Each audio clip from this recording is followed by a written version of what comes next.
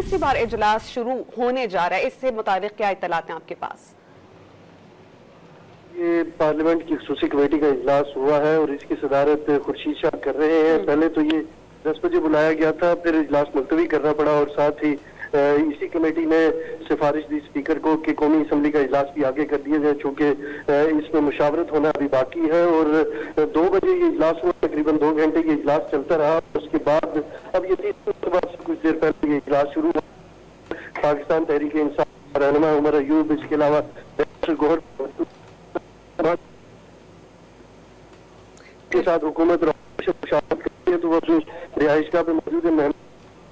Committee का हिस्सा नहीं है, इस वक्त मौजूद नहीं है, लेकिन जो बाकी स्टेक होल्डर्स है वो मौजूद है। इससे कबल जो MQM है उसके साथ भी तवील मुशावरत की गई और उन्होंने आमादगी जाहिर की कि वो हुकूमत को इस बिल के ऊपर वोट देंगे, वो साथ देंगे। और बाकी जितने भी अलाइड पार्टीज हैं उन्होंने भी इस बात की आमादगी जाहिर की थी। लेकिन अभी जो बुनियादी वजह बनी हुई है वो मौलाना फजलुर रहमान है, उन्होंने अभी तक अपना जो वोट है वो हुकूमत के पलड़े में नहीं डाला और इसी वजह से जो हुकूमती वफूद है वो बार बार उनसे मुलाकात ये बताइए ना कि अब स्ट्रेटजी हुकूमत की है क्या? 2 दौर गुजर चुके हैं मौलाना फजलुर रहमान से मुलाकातों के, अब हुकूमत क्या करेगी? क्या कोई मजीद जो है वो फ्लक्चुएशन दिखाई जाएगी हुकूमत की जानिब से इन तरामीम के अंदर और फिर दोबारा जो है वो मुसव्विदा जो है वो लेकर जाया जाएगा मौलाना फजलुर रहमान के पास?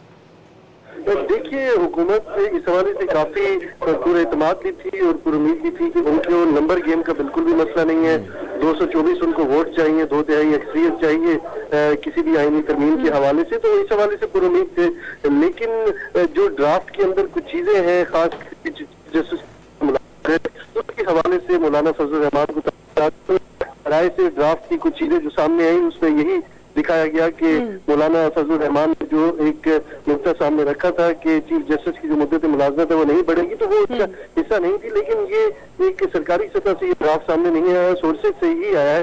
तो अभी तक ड्राफ्ट की कापी भी सामने नहीं आई, क्योंकि इससे कभी भी जो मुशावरत होती रही सियासी जमातों से हुकूमत की जानिब से तो जुबानी कलामी ही हुई है। जब से आजम नजीर तारड़ ने इसकी तस्दीक की कि ड्राफ्ट मौजूद था और उसी के ऊपर बहस होती रही, बात होती रही, मुशावरत होती रही। लेकिन जिस भी सियासी रहनुमा से हमारी बात हुई, हुकूमत की जो अलाइड पार्टीज हो या बाकी जो अपोजिशन में, खैर वो उन्होंने तो कहा है कि हमसे शेयर भी नहीं किया गया, हमें तो मालूम भी नहीं, जब तक ड्राफ्ट हमारे सामने नहीं आएगा हम बात नहीं कर सकेंगे।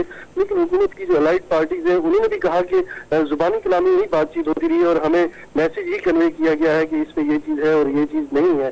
तो ड्राफ्ट अभी तक मुकम्मल तौर पर सामने नहीं आया है और जब तक ड्राफ्ट सामने नहीं आ जाता उस वक्त तक कुछ भी कहने कबल इस वक्त होगा कि हुकूमत ने किन तरमीम को हिस्सा बनाया है या किन को निकाला है। चूंकि 20 से ज्यादा तरमीम है जो इस ड्राफ्ट का हिस्सा बनाई गई है, जिसमें खास करके इस्लामाबाद हाईकोर्ट के जजेस की ट्रांसफर का भी है कि अब वो इरफान सर, तो आपसे बहुत डिटेल में इस बारे में बात करेंगे। आप हमारे साथ लाइन पर मौजूद रहिएगा।